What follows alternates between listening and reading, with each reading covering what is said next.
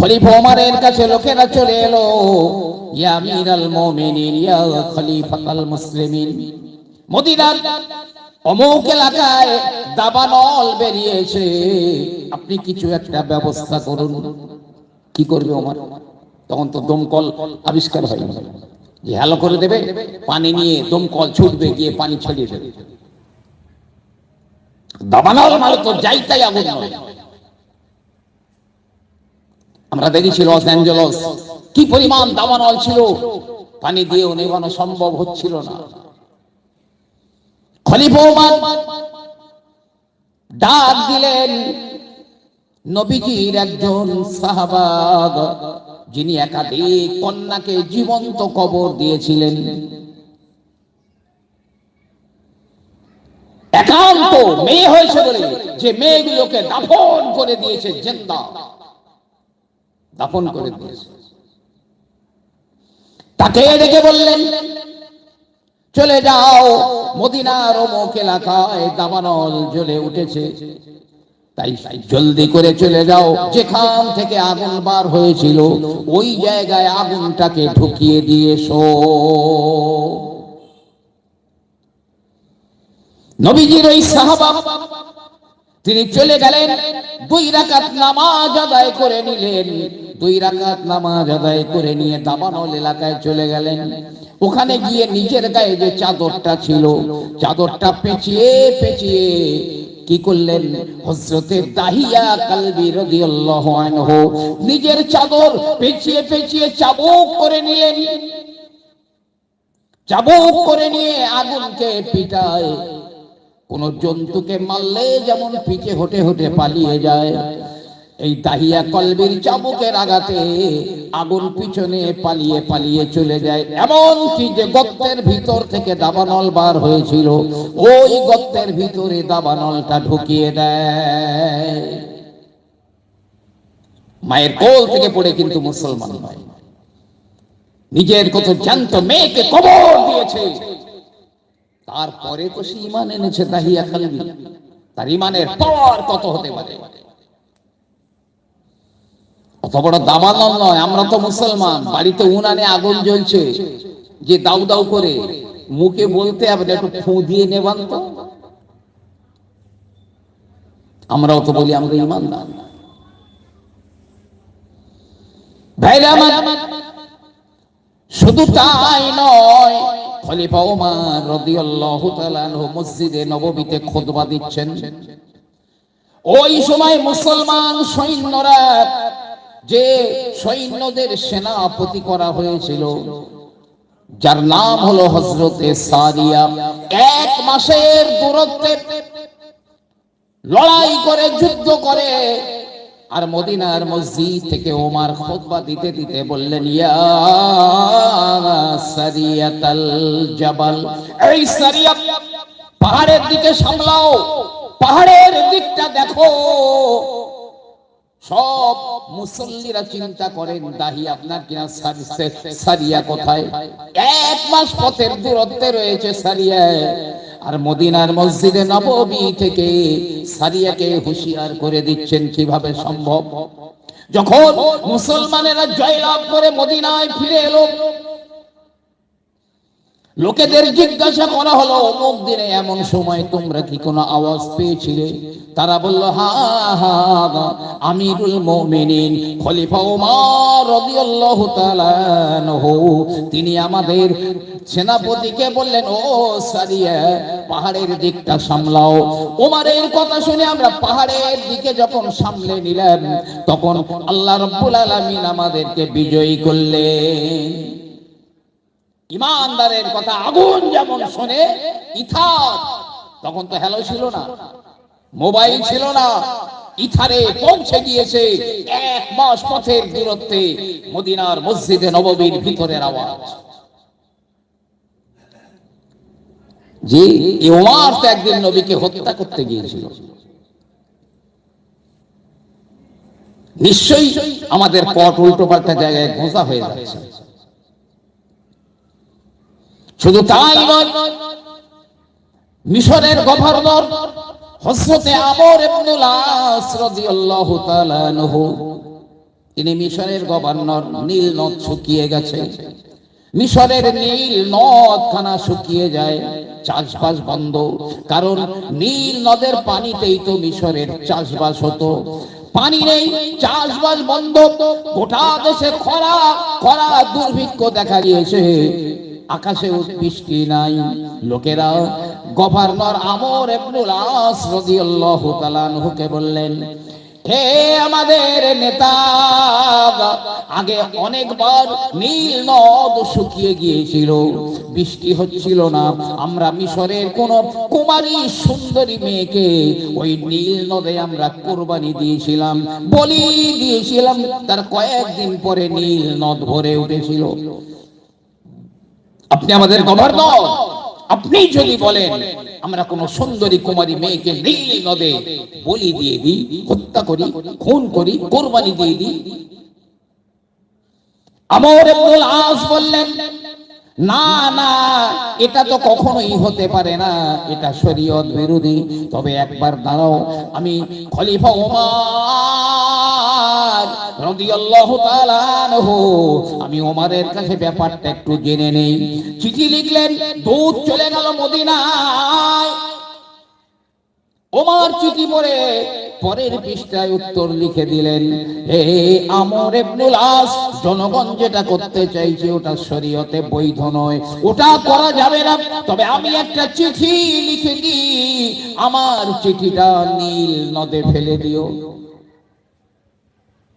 নীল নদে চিঠিটা ফেলে দিও। চিঠি নিয়ে চলে গেল মিশরে দূত। আমর ইবনুল আস বললেন, মিশরের জনগণেরা, তোমরা যেটা করতে চাইছিলে ওটা তো ওমর নিষেধ করে দিয়েছেন, ওটা শরীয়তে বৈধ নয়। তবে খলিফা ওমর নীল নদের কাছে একটা চিঠি লিখে দিয়েছেন, আগামীকাল ওমরের চিঠিটা নীল নদে নিক্ষেপ করব। পরের দিনে নীল নদের কিনারায় হাজার হাজার দর্শকেরা দাঁড়িয়ে রয়েছে, আর হযরতে আমর ইবনুল আস রাদিয়াল্লাহু আনহু ওমরের চিঠিখানা নিয়ে নীল নদে ফেলে দিয়েছেন।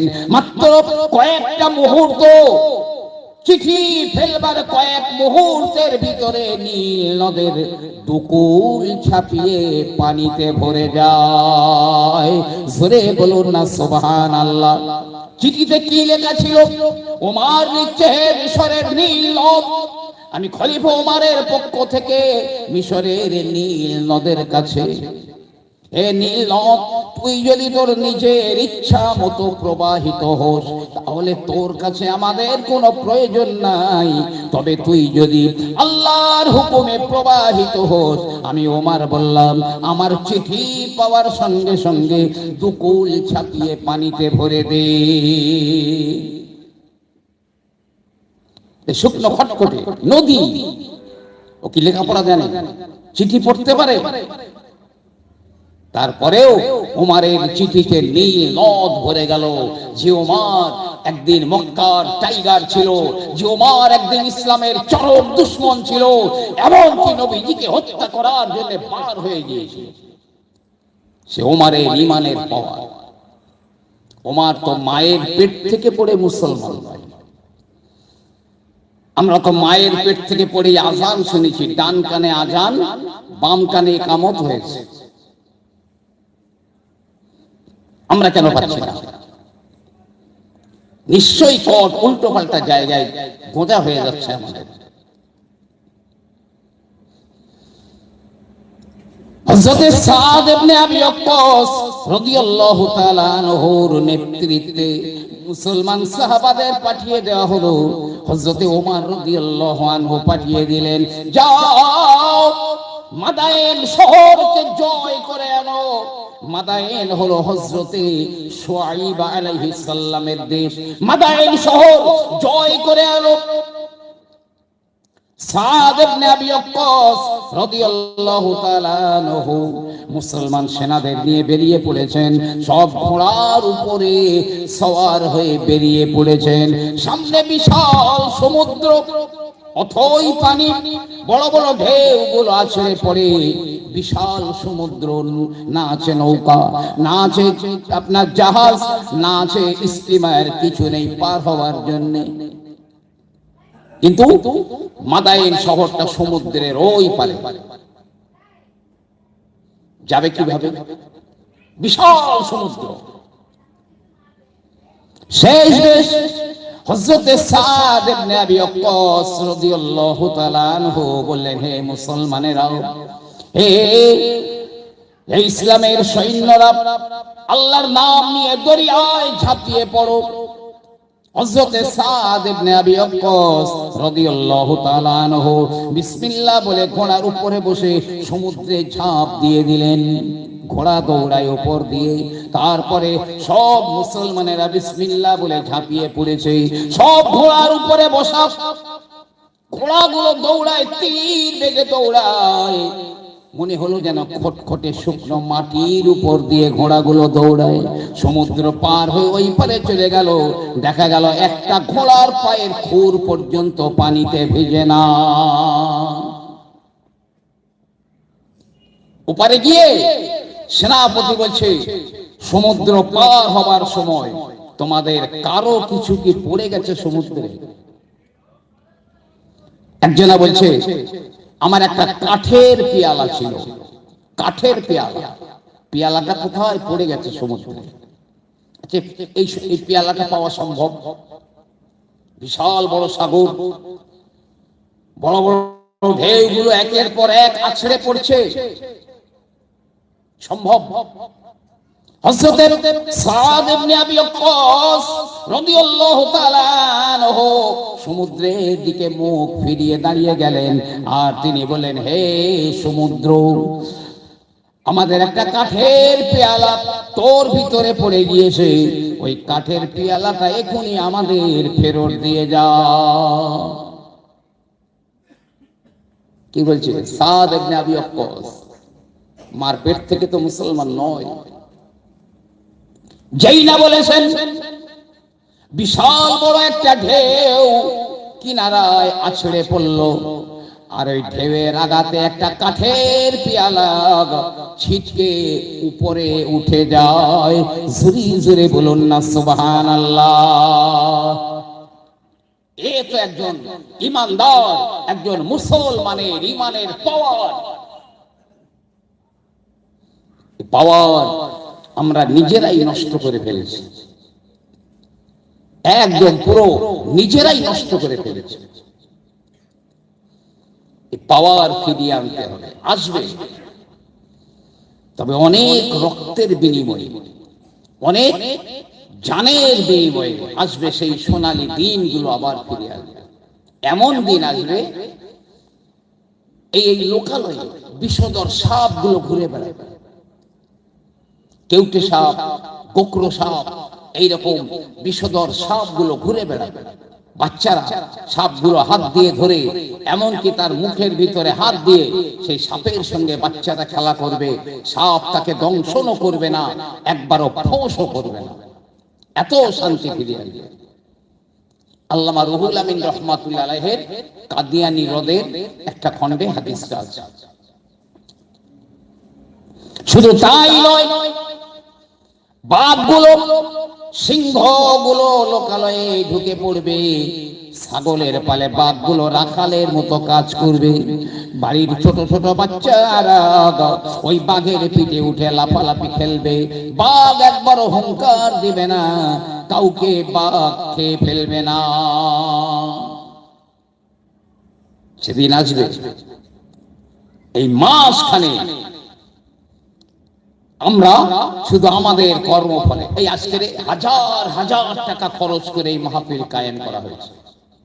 সুন্দর বসবার চেয়ার, চারিদিকে সুন্দর আর কাপড় দিয়ে, উপরে ভালো ছাউনি দিয়ে, যাতে শীত না লাগে, ঠান্ডা না লাগে।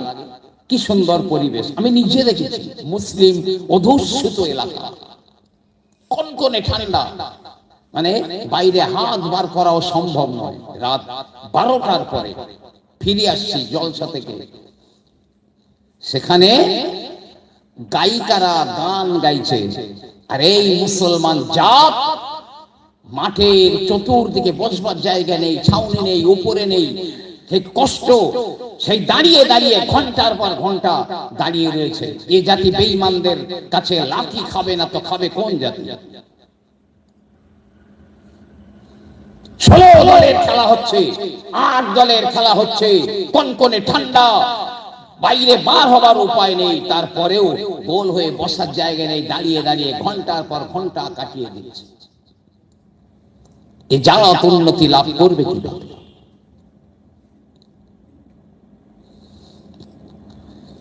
সফল যদি হতে হয় তাহলে কিছু করণীয় আছে, আমাদের করণীয় আছে। সেটা হলো আল্লাহ গাইড বুক দিয়ে দিয়েছেন, মেশিন কিভাবে চালাবো আল্লাহ পাক গাইড বুক দিয়েছেন। আল কোরআন 30 খণ্ডে সমাপ্ত। রব্বুল আলামিন বলেন আলিফ লাম মিম, এগুলোকে হুরুফে মুকাত্তাআত বলা হয়। এর অর্থ আল্লাহ পাক ভালো জানেন, তবে কেউ কেউ নিজে থেকে কিছু ব্যাখ্যা করেছে। আলিফ থেকে আল্লাহ, লাম থেকে জিবরাইল, মিম থেকে মুহাম্মদ সাল্লাল্লাহু আলাইহি সাল্লাম। আল্লাহর পক্ষ থেকে জিবরাইলের মাধ্যমে নবী মুহাম্মদুর রাসূলুল্লাহর উপরে অবতীর্ণ। তারপর আল্লাহ বললেন যালিকাল কিতাবু লা রাইবা ফি, ওই কিতাবের ভিতরে, ওই কোরআনের ভিতরে কোনো সন্দেহ নেই যে কোরআন আল্লাহর পক্ষ থেকে জিবরাইল ফেরেশতার মাধ্যমে নবী মুহাম্মদুর রাসূলুল্লাহর উপরে অবতীর্ণ হয়েছে। ওই কিতাবের ভিতরে কোনো সন্দেহ নেই। কোরআন তো আমরা এখন ঘরে রেখে দিয়েছি, কবে শবে বরাতের মাস আসবে, হাফেজ সাহেবরা খতম পড়বে, আমার মায়েরা বোনেরা কোরআন খতম পড়ে সবরে সানি করবে, বা স্মৃতি হয়ে গেল, কোরআনের কাজ শেষ। না, কোরআন ওই জন্যই শুধু নয়, ওটা তো একটা সাইড, কিন্তু কোরআন অবতীর্ণের মেন উদ্দেশ্য একটা মানব তার জীবনটাকে কিভাবে পরিচালিত করবে, কোন পথ কোথায় বুঝতে হবে, ওই কোরআনে আছে। কোরআনের ভিতরে সন্দেহ নেই। বিশাল বড় চ্যালেঞ্জ আমার আল্লাহ রাব্বুল আলামিন বিশ্বের মানুষের কাছে আল্লাহ ছুড়ে দিলেন। এমনকি আমার আল্লাহ বললেন ওয়া ইন কুনতুম ফি রাইবিম মিম্মা নাযালনা আলা আবদিনা ফাআতু বিসূরাতিন মিন মিসলিহি ওয়াদউ শুহাদাকুম মিন দুনিল্লাহি ইন কুনতুম সাদিকিন। আল্লাহ পাক বলেন যে কোরআন আমি অবতীর্ণ করেছি আমার বান্দা নবী মুহাম্মাদের উপরে, তোমরা কেউ যদি তাতে সন্দেহ করো, কারো যদি সন্দেহ হয়, তাহলে ফাতু বিসূরাতিন মিন মিসলিহি, এই কোরআনের মধ্যে সর্বাপেক্ষা ছোট সূরা সূরা কাউসার, ওই এমন একটা ছোট সূরা তোমরা এনে দেখাও। ওয়াদউ শুহাদাকুম মিন দুনিল্লাহ, আল্লাহ ব্যতীত তোমাদের যত সহকারী আছে, যত হেল্পার আছে, সবাইকে নিয়ে একটা ছোট্ট সূরা তোমরা নিয়ে এসো, যদি তোমরা সত্যবাদী হও। ইন কুনতুম সাদিকিন। আমাদের অসীম বাবু, অসীম বাবু যে সম্পর্কে জ্ঞান নেই সেই সম্পর্কে তিনি আলোচনা করতে গিয়েছেন। তো কুয়ার ব্যাং মহাসমুদ্রে, ও বুঝবে কি? এখানে প্রস্রাব করিবেন না, করিলে 100 ঘাত জুতো পেটা। যে অসীম বাবু কমাটা, এখানে প্রস্রাব করিবেন না, একটা কমা আছে, ও কমাটা, ওই কমাটার জ্ঞান নেই তার। উনি করছেন এখানে প্রস্রাব করিবেন না, করিলে 100 ঘাত জুতো পেটা। এই হলো অসীম বাবুর জ্ঞান। আরে তোর বাবা তো 14 পুরুষ কোরআন সম্পর্কে কি বলেছে একবার আরএস খুলে দেয়। যে কোরআনের ভুল ধরতে, এই রিসেন্ট বলছি, ইংল্যান্ডের একজন বৈজ্ঞানিক ইসলাম গ্রহণ করেছে, কোরআনের বিরুদ্ধে, ইসলামের বিরুদ্ধে বই লিখতে গিয়ে, কোরআনের ভুল ধরতে গিয়ে ইসলাম গ্রহণ করেছে। ডক্টর মরিস বুকাইলি, যিনি 18টা ভাষায় পিএইচডি করেছিলেন, মরিস বুকাইলি, তার মনের বড় সাধ জাগলো, আমি আরবি ভাষাটাও শিখব।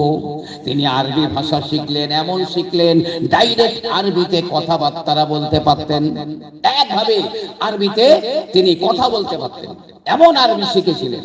আমাদের মতো ওই খুচরো মৌলবি যদি বলে একটা লাইন আরবিতে বলো দিন দেখি, পায়জামা গরম হয়ে যাবে।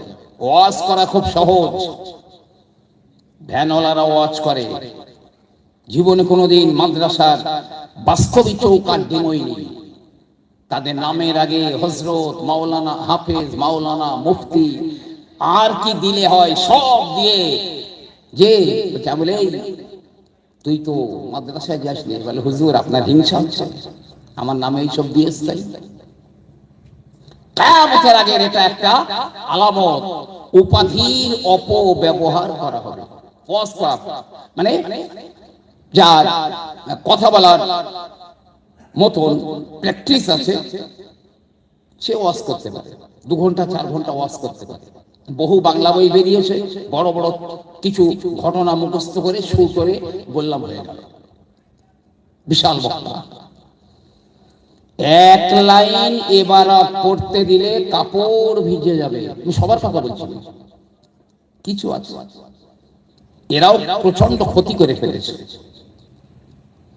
অনেক ক্ষতি করে ফেলেছে এরা। হঠাৎ মাওলানা মরিস বুকাইলি আরবি ভাষায় কথা বলতে পারতেন। একদিন খ্রিস্টান, এবং তিনি ছিলেন নিজে খ্রিস্টান, মরিস বুকাইলি ছিলেন খ্রিস্টান, ক্যাথলিক খ্রিস্টান।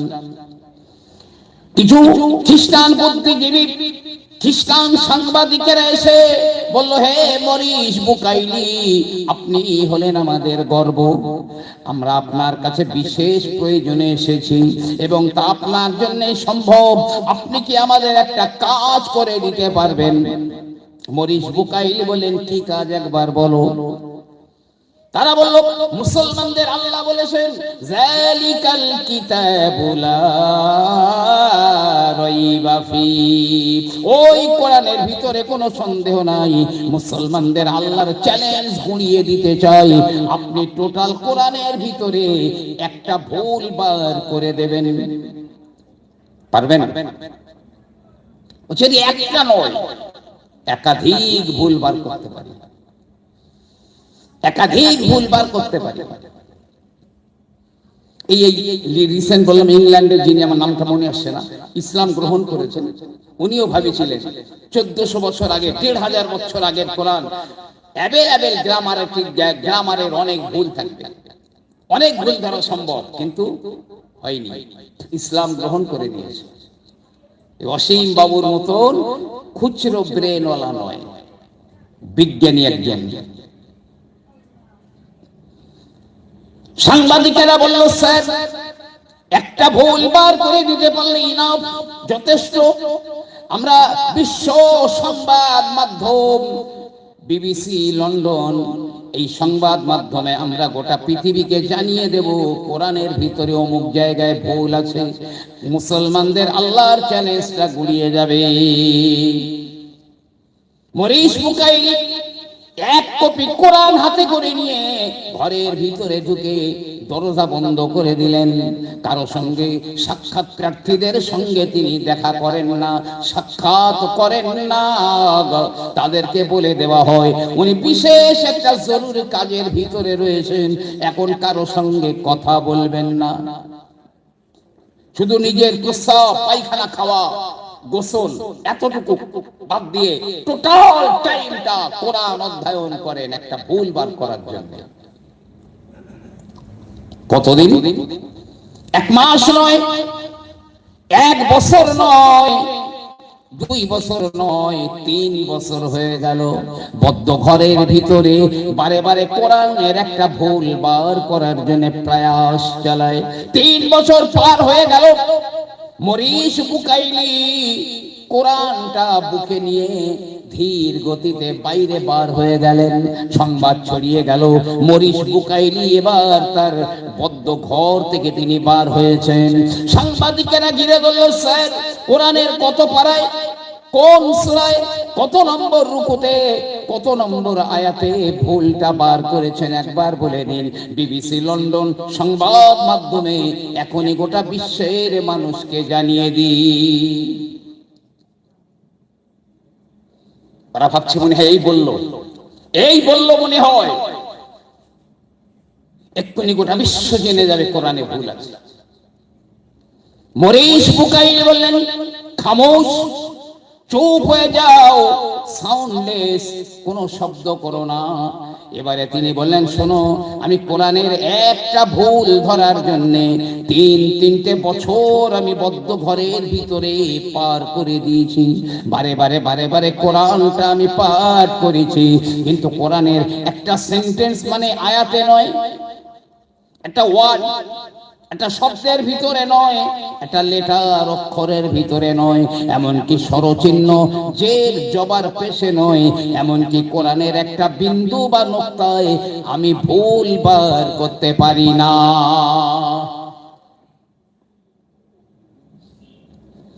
বরং তোমরা বলে দাও, বিবিসি সংবাদ, লন্ডন সংবাদ মাধ্যমে বিশ্বকে জানিয়ে দাও, কোরআনের ভিতরে কোনো ভুল নাই। আরো একটা কথা জানিয়ে দাও বিশ্বকে, আমি মরিস বুকাইলি কোরআনের ধর্মে আমি দীক্ষিত হয়ে গেছি। জোরে জোরে বলুন না সুবহানাল্লাহ। জি, তৎকালীন আরবের শ্রেষ্ঠ কবি, নাম ছিল তার কবি লবিদ। তৎকালীন মক্কায় বড় বড় আরবি কবিরা তাদের কবিতাগুলো, হাই র্যাঙ্কের কবিতাগুলো তারা খানায় কাবার গায়ে তারা টানিয়ে দিত। জনগণের দৃষ্টিতে যার কবিতাটা 1 নাম্বার হতো তাকে বিশেষ সম্মাননা দেওয়া হতো। আমার নবীজি কোরআনুল কারীমের ছোট্ট 3 লাইন একটা সূরা কাউসারটা ঝুলিয়ে দিয়েছেন কাবার দেয়ালে। লবিদ বলছে, মুহাম্মদ কবি বটে, তবে প্রথম লাইনের সঙ্গে দ্বিতীয় লাইনের ছন্দে মিল হয়, আর তৃতীয় লাইনের সঙ্গে চতুর্থ লাইনের ছন্দে মিল হয়। জি, ছিল বিঘে 2, ছিল মোর ভুঁই, আর সব গেছে দিলে। বাবু বলিলেন, বুঝেছে উপেন, এই জমি লইব কিনে। ছন্দে মিল হলো। তো প্রথম লাইনের সঙ্গে দ্বিতীয় লাইনের ছন্দ মিল, তৃতীয়র সঙ্গে চতুর্থ লাইনের ছন্দে মিল। মুহাম্মদ প্রথম 2 লাইন ছন্দ মিলিয়েছে, ইন্না আ'তাইনাকাল কাউসার, প্রথম লাইন, ফাসাল্লি লিরাব্বিকা ওয়ানহার, দ্বিতীয় লাইন ছন্দে মিল হয়ে গেছে, ইন্না শানিয়াকা হুয়াল আবতার, এটা তো তৃতীয় লাইন। মুহাম্মাদের জ্ঞানে কুলায় না, চতুর্থ লাইনটা মুহাম্মদ লিখে দিতে পারে না।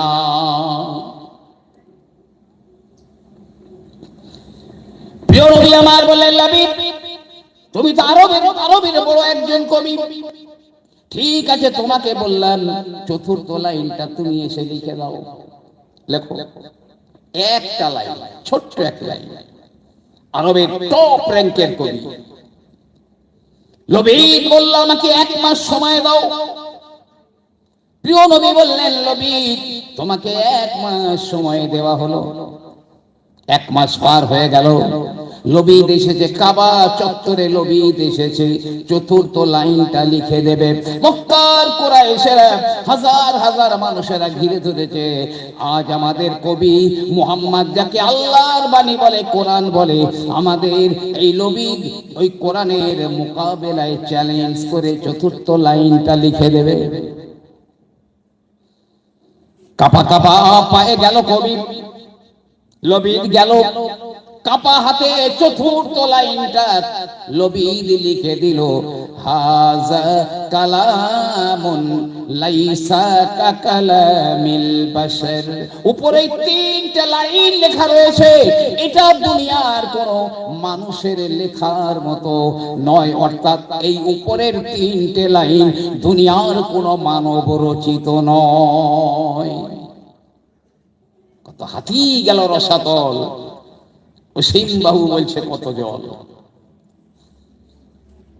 চ্যালেঞ্জ করছে, আমার মতো খুচরো মৌলবীর কাছেই তুমি এসো।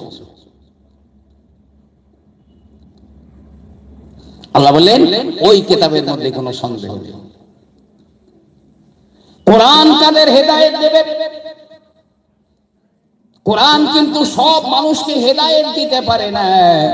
আমার আল্লাহ রাব্বুল আলামিন বললেন, ইউদিল্লু বিহি কাসীরাও ওয়া ইয়াহদি বিহি কাসীর। এই কোরআনের দ্বারা বহু মানুষ গোমরাহ হয়ে গেছে, আবার এই কোরআনের দ্বারা বহু মানুষ হেদায়েত হয়ে গেছে। সবাই কোরআনের দ্বারা হেদায়েত হতে পারবে না। কারা পারবে? রব্বুল আলামিন তিনি বলেন, হুদাল লিল মুত্তাকিন। এটা মুত্তাকিনদের জন্য এটা হেদায়েত দিতে পারবে যারা আল্লাহকে ভয় করে, যারা আল্লাহকে ভয় করে। আল্লাহ পাক বলেন, وَأَمَّا مَنْ خَافَ مَقَامَ رَبِّهِ وَنَهَى النَّفْسَ عَنِ الْهَوَى فَإِنَّ الْجَنَّةَ هِيَ الْمَأْوَى। আল্লাহর সামনে দাঁড়ানোকে যে ভয় করে, কিয়ামতের ময়দানে জবাবদিহি করার জন্য রবের সামনে দাঁড়াতে হবে, এই ভয়টা যে করে, আমার আল্লাহ পাক বললেন তার ঠিকানা হলো জান্নাত। সফল হয়ে গেল, সফল। অন্য জায়গায় আল্লাহ পাক বলেন একটা জান্নাত নয়, একটা নয়, ওয়ালিমান খাফা মাকামা রাব্বিহি জান্নাতান। রবের সামনে দাঁড়ানোকে যারা ভয় করে তাদের জন্য আমার আল্লাহ রাব্বুল আলামিন দুটো জান্নাত রেখে দিয়েছেন। দুটো জান্নাত। ভয় করে দেখুন আল্লাহকে সর্বস্তরে, সেই টয়লেট থেকে শুরু করে আর রাজভবন পর্যন্ত প্রতিটি স্তরে শরীয়ত বিধান দিয়েছে, আইন দিয়েছে। সে আইন মোতাবেক মানে ও কট ওখানে লাগিয়ে দেখুন সাউন্ড কেমন হয়, কেমন হয়।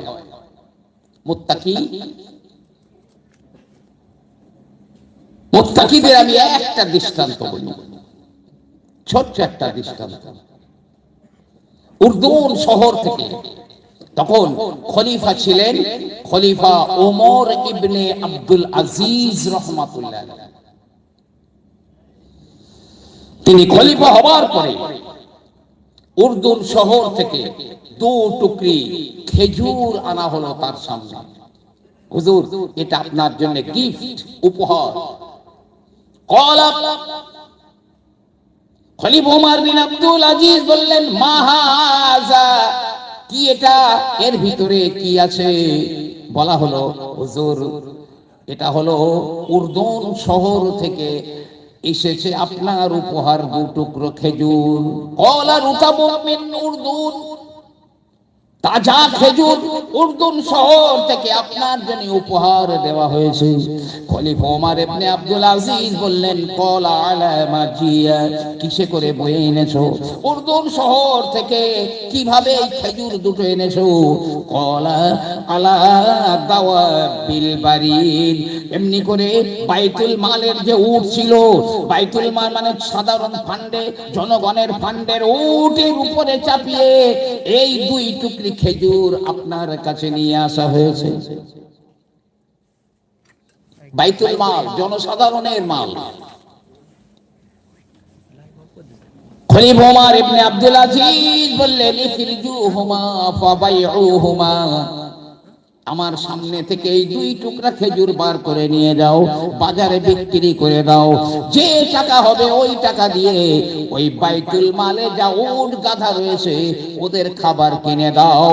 আমি ওমর ইবনে আব্দুল আজিজ, আমার জন্য উপহার আনা হয়েছে বাইতুল মালের উটের উপরে চাপিয়ে, আমি যদি ওই খেজুর খাই রব্বুল আলামিনের দরবারে জনগণের হক মারার কৈফিয়ত আমাকে দেওয়া লাগবে। বাজারে বিক্রি করা হলো। উমর ইবনে আব্দুল আজিজের ভাইপো সেই খেজুর কিনে নিলেন, নিয়ে 1 টুকরি উপহার দিলেন। হুজুর, এটা আপনাকে উপহার দিলাম। তখন তিনি সেটা খেলেন। ভাবতে পারেন, রাতের বেলা উমর ইবনে আব্দুল আজিজ মহলের ভিতরে গেলেন, বিবি বাচ্চাদের খবর নেওয়ার জন্য তিনি গেলেন। ভিতরে যেই না গিয়েছেন, ওমর ইবনে আব্দুল আজিজের মেয়েরা সব মুখে হাত চাপা দিয়েছে, হাত চাপা দিয়েছে। ওমর বিন আব্দুল আজিজকে দেখে সব মুখে হাত চাপা দিয়েছে। বাড়ির একজনা মহিলাকে বলল, মা শানাহুন্না ইয়া হাদিনা, এ হাদিনা, এদের অবস্থা এমন কেন, কেন আমায় দেখে মুখে হাত চাপা দেয়? বলে, হুজুর, আজ রাতে আপনি হলেন খলিফা, আপনি হলেন রাষ্ট্রপ্রধান, অথচ আপনার বাড়ি রাতে খাবার মতো কিছু ছিল না। কটা কাঁচা পেঁয়াজ ছিল আর কিছু কাঁচা মসুরের ডাল ছিল। আপনার মেয়েরা ক্ষুধার তাড়নায় ওই মসুরের ডাল আর কাঁচা পেঁয়াজ খেয়েছে, তাই ওদের মুখ দিয়ে ওই পেঁয়াজের গন্ধ বার হয়, যাতে আপনার নাকে ওই গন্ধটা না যায়, তার জন্য আপনার মেয়েরা মুখে হাত চাপা দিয়েছে। ওমর ইবনে আব্দুল আজিজ কেঁদে সারেদার হয়ে যায়, মেয়েরাও কাঁদে। ওমর ইবনে আব্দুল আজিজ বললেন, হে মেয়েরা, তোমরা কি চাও তোমরা 3 বেলা রকম রকম খাবার খাবে, আর তোমার বাবা ওমর ইবনে আব্দুল আজিজকে জাহান্নামে নিয়ে যাবে?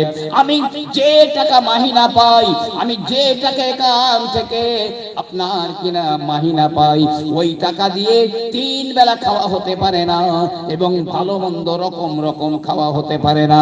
আমি যদি তোমাদের 3 বেলা পেট ভরে খেতে দিই, তাহলে ওই জনগণের মাল থেকে, বাইতুল মাল থেকে আমাকে কিছু নিতে হবে। আর বাইতুল মাল থেকে একটা সুতো যদি আমি অবৈধভাবে গ্রহণ করি, জনগণের মাল থেকে একটা সুতা যদি গ্রহণ করি আমি অবৈধভাবে, তাহলে রব্বুল আলামিনের দরবারে আমাকে চরম ভাবে কৈফিয়ত দিতে হবে।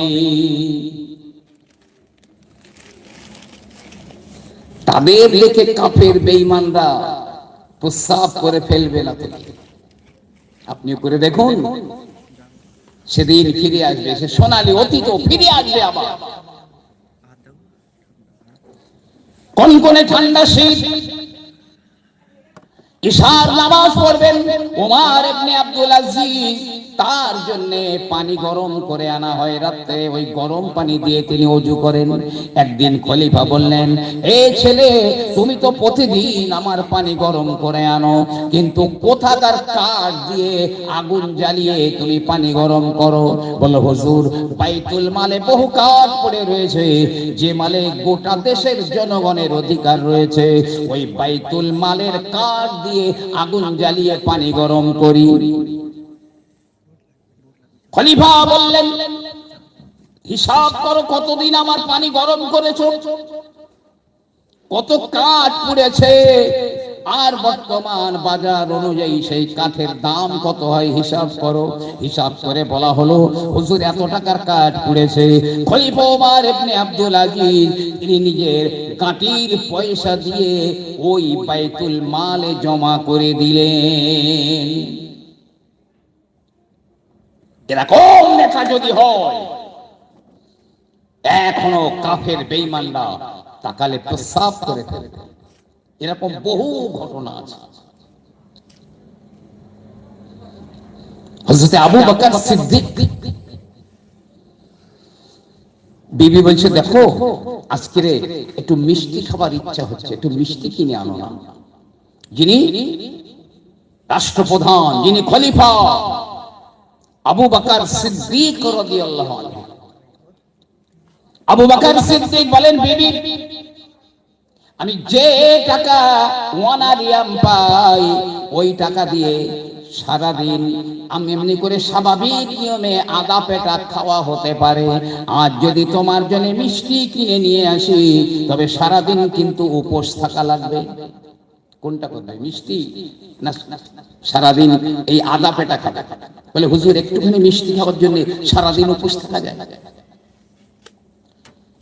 আমি তো সামান্য পয়সা পাই, তা দিয়ে মিষ্টি কিনলে সারাদিন চলবার মতো কিছু থাকবে না। বিবি বললেন কাজ করুন, তাহলে আজকের নয় আমাদের প্রতিদিনের খাবার থেকে আমি অল্প অল্প করে কিছু রেখে দেব। যদি 1 কিলো চাল বাড়ি রান্না হয়, 1 মুঠো চাল যদি আমি তুলে নিই, তার থেকে মনে হবে ভাত কম হয়েছে? না, প্রতিদিনের খাবার থেকে অল্প অল্প করে আলাদা করে রেখে দেবো। 1 মাস পরে গিয়ে দেখবো মিষ্টি কেনার পয়সা এক্সট্রা তৈরি হয়ে যাবে, অথচ কোনোদিন আমাদের উপোস থাকতে হবে না। ঠিক আছে, তাই করো। 1 মাস হয়ে গেল। খলিফার বিবি বলে, ইয়া আমিরাল মুমিনিন, এই নিন মিষ্টি কেনার মতো পয়সা জড়ো হয়ে গেছে, অথচ কোনোদিন উপোস থাকতে হয়নি। খলিফা হযরতে আবু বকর সিদ্দিক রাদিয়াল্লাহু তাআলা আনহু ওই পয়সা নিয়ে দৌড়ে দৌড়ে তিনি বাইতুল মালে চলে গেলেন।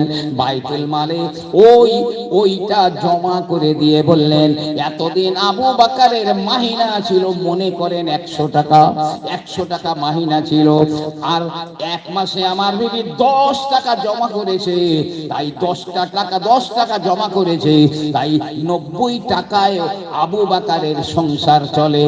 না না না, আজ থেকে আবু বকরের অনারিয়াম 100 টাকা নয়, 90 টাকা অনারিয়াম হলো। এ হলো তাকওয়া, হুদাল লিল মুত্তাকিন। যারা আল্লাহকে ভয় করে কোরআন তাদেরকে হেদায়েত দেবে। জি, আর কারা? আল্লাযীনা ইউমিনুনা বিল গায়ব, আল্লাহকে না দেখে অদৃশ্যে আল্লাহর উপরে ঈমান এনেছে, নবীর উপরে ঈমান এনেছে। আমরা তো ঈমানে মুফাসসাল পড়ি, আমানতু বিল্লাহ, আমরা আল্লাহর উপরে ঈমান এনেছি। ওয়া মালাইকাতিহি, तमाम ফেরেশতাদের উপরে ঈমান এনেছি। ওয়া কুতুবিহি, तमाम আসমানি কিতাবের উপরে ঈমান এনেছি। ওয়া রুসুলিহি, तमाम নবী রাসূলদের উপরে ঈমান এনেছি। ওয়াল ইয়াউমিল আখির, কিয়ামতের দিনের উপরে আমরা ঈমান এনেছি। কিয়ামতের দিন, কিয়ামতের দিন আমাদের দাঁড়াতে হবে, সেই দিন। আল কদরে খাইরিহি ওয়া শাররিহি মিনাল্লাহি তাআলা, আমার তকদিরে ভালো আসুক আর মন্দ আসুক, খারাপ আসুক আর ভালো আসুক, সব কিছু মিনাল্লাহি তাআলা, ওই আল্লাহর পক্ষ থেকে আসে। আর ওয়াল বাসি বাদাল মাউত, আর মৃত্যুর পরে একদিন আমরা আমাদের পুনরুত্থিত হতে হবে, হাসর ময়দানে আমাদের উঠতে হবে। এই হলো ঈমানে মুফাসসাল। এই না দেখে এই জিনিসগুলোর উপরে ঈমান এনেছে। ইউমিনুনা বিল গায়ব ওয়া ইউকিমুনাস সালাতা, যারা নামাজ আদায় করে, নামাজকে কায়েম করে। সেদিন এক হারামখোর, পাক্কা হারামখোর শয়তান বলছে, আল্লাহ ওয়া ইউকিমুনাস সালাত বলেছে, নামাজ কায়েম করতে বলেছে, নামাজ পড়া শিরক। জি, আমি যদিও সেখানে ছিলাম না, বলেন নামাজ পড়া যাবে না, নামাজ পড়লে গুনাহ হবে, নামাজ পড়া শিরক। ছি ছি ছি, লজ্জা করে না মুসলমান বলে পরিচয় দিতে? নামাজ যারা কায়েম করে, কোরআন তাদের হেদায়েত দেবে এবং তারা সফল। পড়বেন কোথায়? মসজিদে। মসজিদে পড়ি আমরা নামাজ। তো মসজিদ কেমন জিনিস বলেন তো? প্রিয় নবী সাল্লাল্লাহু আলাইহি ওয়াসাল্লাম তিনি বললেন, তিরমিজি শরীফে হাদিসে এসেছে, কেউ মসজিদের ভিতরে ঢুকে গেল, মসজিদের ভিতরে ঢুকে দেখলো একটা চুল পড়ে রয়েছে মসজিদে। সেই চুলটা কেউ যদি তুলে নিজের পকেটের ভিতরে ভরে নেয়, মসজিদে নামাজ পড়ে নিয়ে বাইরে বার হয়ে চুলটা বাইরে ফেলে দিল। আহা, এটা আল্লাহর ঘর, এই ঘরে একটা চুল পড়ে রয়েছে, চুলটা তুলে নিয়ে পকেটের ভিতরে ঢুকিয়ে বাইরে নিয়ে ফেলে দিল। আল্লাহ নবী বললেন, ওই দিন থেকে কিয়ামত পর্যন্ত ওই ব্যক্তির জান্নাত পরিষ্কার করার জন্য আমার আল্লাহ রাব্বুল আলামিন ৭০,০০০ ফেরেশতা নিয়োজিত করে দেবেন। জোরে জোরে বলুন সুবহানাল্লাহ। শুধু মসজিদ থেকে একটা চুল তুলে ফেলে দিয়েছে, একটা নোংরা তুলে বাইরে ফেলে দিয়েছে, ৭০,০০০ ফেরেশতা কিয়ামত পর্যন্ত তার জান্নাত পরিষ্কার করবে। চাইতাই কথা। একদা প্রিয় নবী সাল্লাল্লাহু আলাইহি ওয়াসাল্লাম সাহাবাদের নিয়ে পথ চলছেন, যেতে যেতে একটা নতুন কবর দেখলেন। প্রিয় নবী আমার বলেন, ও সাহাবারা, এই কবরটা কার, কি বলতে পারো? সাহাবারা বললেন, ইয়া রাসূলুল্লাহ, এটা তো ওই মহিলার কবর যে মহিলাটা মসজিদ, আমাদের মসজিদটা ঝাড় দিয়ে দিত, নেপে মুছে পরিষ্কার করে দিত, এটা তো সেই মহিলার কবর। আল্লাহ নবী বললেন, এই মহিলা মরে গেল, অথচ আমাকে কেন খবর দিলে না? আমি রাসূলুল্লাহ তার জানাজায় হাজির হয়ে যেতাম। আল্লাহ নবী ওই মহিলার কবরের ধারে দাঁড়িয়ে গেলেন। নবী বললেন, হে সাহাবারা, আমি দেখতে পাই এই মহিলার কবরটা আমার আল্লাহ পাক জান্নাতের বাগান বানিয়ে দিয়েছেন। প্রিয় নবী কবরের ধারে দাঁড়িয়ে ওই বৃদ্ধকে বললেন, হে মহিলা, তোমার কোন আমলের কারণে আল্লাহ পাক তোমার এই কবরটা জান্নাতের বাগান বানিয়ে দিয়েছেন? মহিলা কবর থেকে জবাব দেয়, ইয়া রাসূলুল্লাহ, জীবনের অন্য কোনো আমলের জন্য নয়, বরং আমি মসজিদ ঝাড় দিয়ে দিতাম, মসজিদ পরিষ্কার করে দিতাম, নেপে মুছে দিতাম। ওই আমলের কারণে আমার আল্লাহ রাব্বুল আলামিন আমার কবরটা জান্নাতের বাগান বানিয়ে দিয়েছেন। জোরে বলুন সুবহানাল্লাহ। মসজিদ আবাদ করে কারা? মসজিদ কারা আবাদ করে? রব্বুল আলামিন কোরআনুল কারীমের ভিতরে বলেন, ইন্নামা ইয়ামুরু মাসাজিদাল্লাহি মান আমানা বিল্লাহি ওয়াল ইয়াউমিল আখির। মসজিদ তো তারাই আবাদ করে। মসজিদ বানানো বলেন, মসজিদে এমনি করে বাতি জ্বালানো বলেন, পরিষ্কার করা। হাদিস পাকে এসেছে, যে লোকটা মসজিদে বাতি জ্বালাবার জন্য আপনার কিনা সহযোগিতা করে, সে তেল দিয়ে হোক, বিদ্যুৎ দিয়ে হোক, যে কোনো ভাবেই মসজিদে আলো জ্বালাবার জন্য সহযোগিতা করে, আমার আল্লাহ পাক তার কবরটাকে আলোকিত করে দেবেন। মসজিদে নামাজ পড়া হোক, মসজিদে সহযোগিতা করা হোক, কারা করে এটা জানেন? আল্লাহ বলেন, যারা আল্লাহর উপরে ঈমান এনেছে আর যারা কিয়ামতের দিনের উপরে ঈমান এনেছে, তারাই তো মসজিদ আবাদ করে, অন্যরা নয়। কোরআন বলছে, মান কানা ইউমিন বিল্লাহ ওয়াল ইয়াউমিল আখির, কিয়ামতের দিনের উপরে, আল্লাহর উপরে যারা ঈমান এনেছে, তারাই মসজিদকে আবাদ করে।